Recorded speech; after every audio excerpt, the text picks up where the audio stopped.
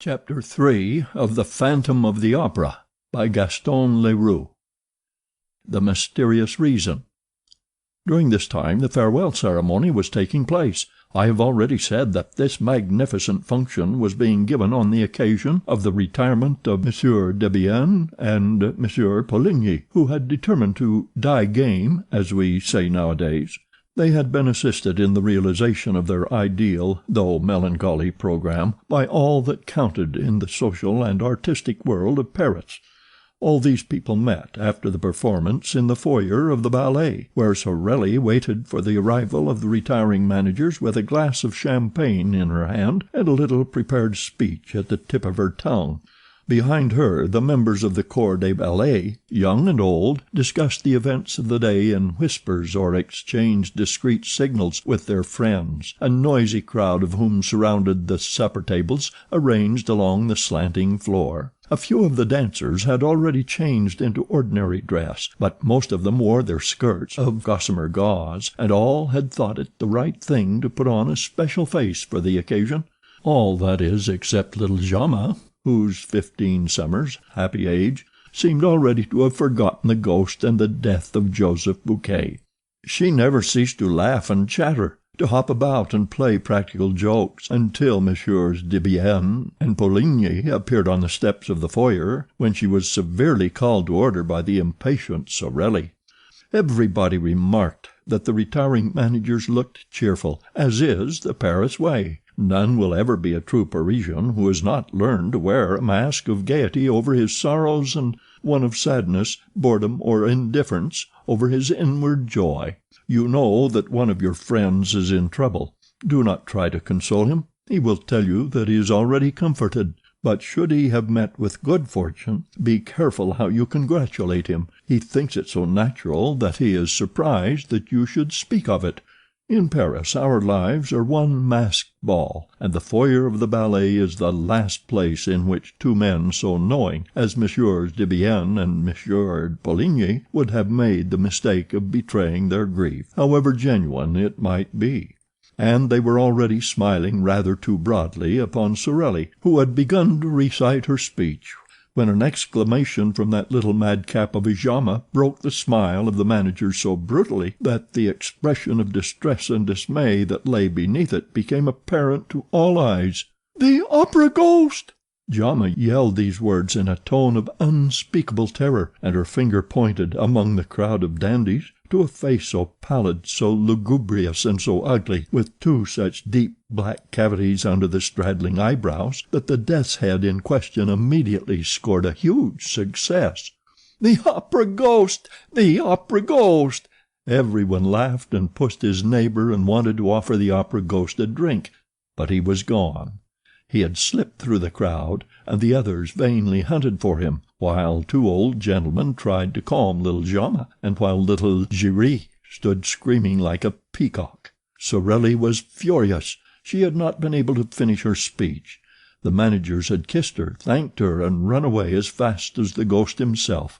No one was surprised of this, for it was known that they were to go through the same ceremony on the floor above, in the foyer of the singers, and that finally they were themselves to receive their personal friends for the last time in the great lobby outside the manager's office, where a regular supper would be served. Here they found the new managers, Monsieur Armand Moncharmin and Monsieur Firmin Richard, whom they hardly knew. Nevertheless, they were lavish in protestations of friendship, and received 1,000 flattering compliments in reply, so that those of the guests who had feared that they had a rather tedious evening in store for them at once put on brighter faces. The supper was almost gay, and a particularly clever speech of the representative of the government, mingling the glories of the past with the successes of the future, caused the greatest cordiality to prevail. The retiring managers had already handed over to their successors the two tiny master keys which opened all the doors, thousands of doors of the opera house, and those little keys, the object of general curiosity, were being passed from hand to hand when the attention of some of the guests was diverted by their discovery, at the end of the table, of that strange, wan, and fantastic face with the hollow eyes, which had already appeared in the foyer of the ballet, and been greeted by little Jaume's exclamation, "The opera ghost!" There sat the ghost, as natural as could be, except that he neither ate nor drank. Those who began by looking at him with a smile ended by turning away their heads, for the sight of him at once provoked the most funereal thoughts. No one repeated the joke of the foyer. No one exclaimed, "There's the opera ghost!"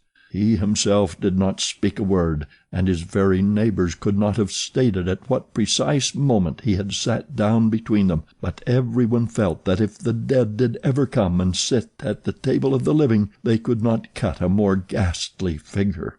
The friends of Firmin Richard and Armand Moncharmin thought that this lean and skinny guest was an acquaintance of Debienne's or Poligny's, while Debienne's and Poligny's friends believed that the cadaverous individual belonged to Firmin Richard and Armand Moncharmin's party. The result was that no request was made for an explanation, no unpleasant remark, no joke in bad taste which might have offended this visitor from the tomb. A few of those present who knew the story of the ghost, and the description of him given by the chief scene-shifter, they did not know of Joseph Buquet's death, thought in their own minds that the man at the end of the table might easily have passed for him, and yet, according to the story, the ghost had no nose, and the person in question had.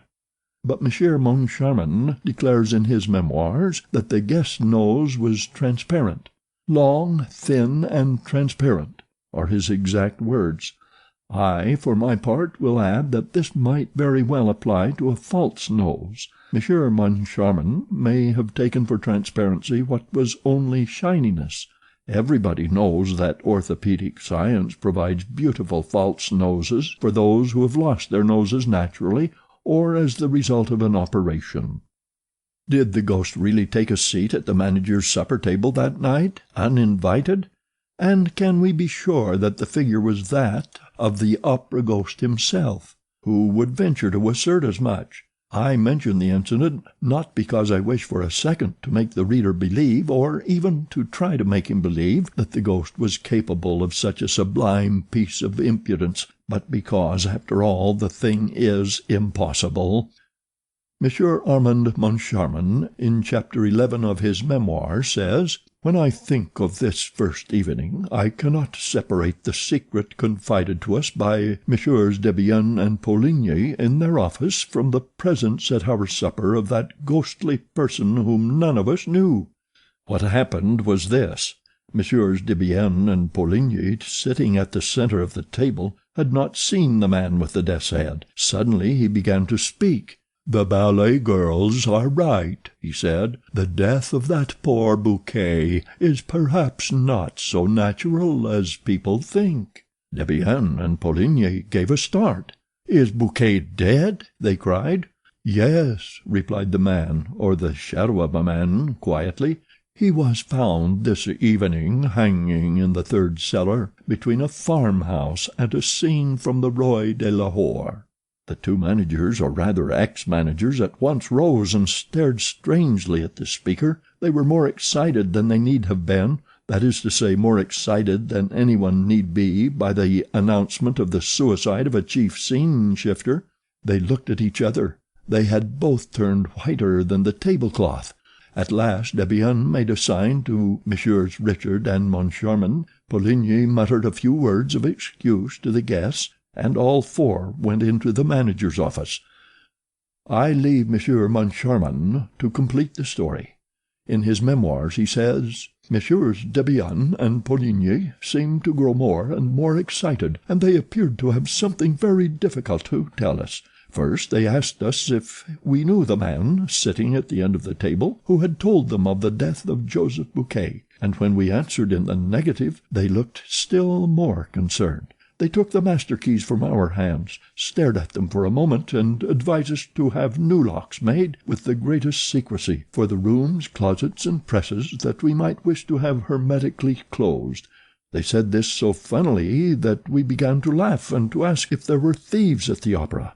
They replied that there was something worse, which was the ghost.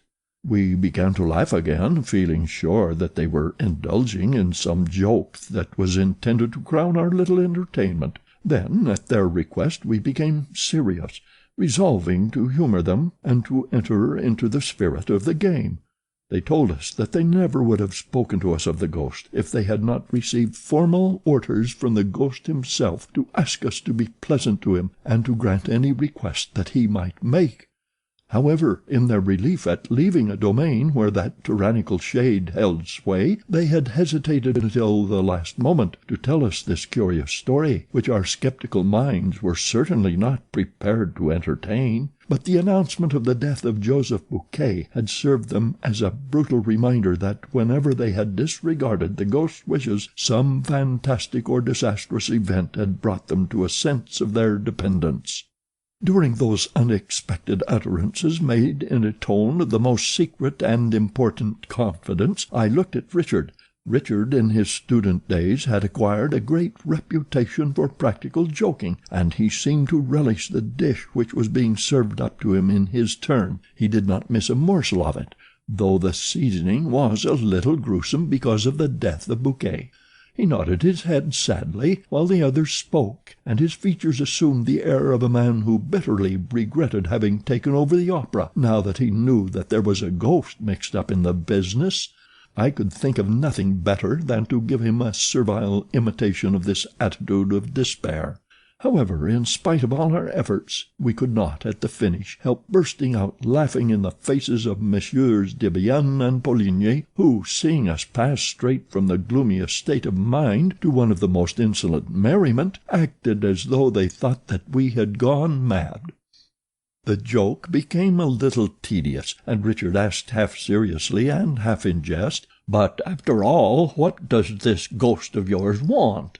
Monsieur Poligny went to his desk and returned with a copy of the memorandum book. The memorandum book begins with the well-known words saying that the management of the opera shall give to the performance of the National Academy of Music the splendor that becomes the first lyric stage in France, and ends with clause 98, which says that the privilege can be withdrawn if the manager infringes the conditions stipulated in the memorandum book. This is followed by the conditions, which are 4 in number. The copy produced by Monsieur Poligny was written in black ink, and exactly similar to that in our possession, except that at the end it contained a paragraph in red ink and in a queer, labored handwriting, as though it had been produced by dipping the heads of matches into the ink, the writing of a child that has never got beyond the downstrokes and has not learned to join its letters. This paragraph ran word for word as follows: 5. Or if the manager in any month delay for more than a fortnight the payment of the allowance which he shall make to the opera ghost, an allowance of 20,000 francs a month, say 240,000 francs a year. Mr. Poligny pointed with a hesitating finger to this last clause, which we certainly did not expect. "Is this all? Does he not want anything else?" asked Richard with the greatest coolness.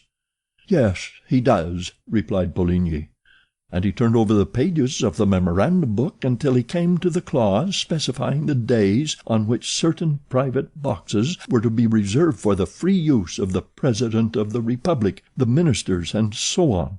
At the end of this clause a line had been added, also in red ink: "Box 5 on the grand tier shall be placed at the disposal of the opera ghost for every performance." When we saw this, there was nothing else for us to do but to rise from our chairs, shake our 2 predecessors warmly by the hand, and congratulate them on thinking of this charming little joke, which proved that the old French sense of humor was never likely to become extinct.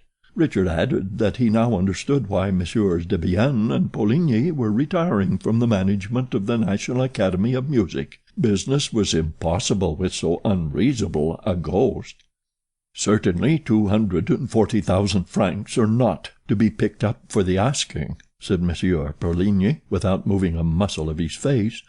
"And have you considered what the loss over Box 5 meant to us? We did not sell it once, and not only that, but we had to return the subscription. Why, it's awful. Why, we really can't work to keep ghosts. We prefer to go away." "Yes," echoed Monsieur de Vienne, "we prefer to go away. Let us go." And he stood up. Richard said, "But after all, it seems to me that you were much too kind to the ghost. If I had such a troublesome ghost as that, I should not hesitate to have him arrested." "But how? Where?" they cried in chorus. "We have never seen him." "But when he comes to his box?" "We have never seen him in his box." "Then sell it." "Sell the opera ghost's box? Well, gentlemen, try it." Thereupon all four left the office. Richard and I had never laughed so much in our lives. Chapter 3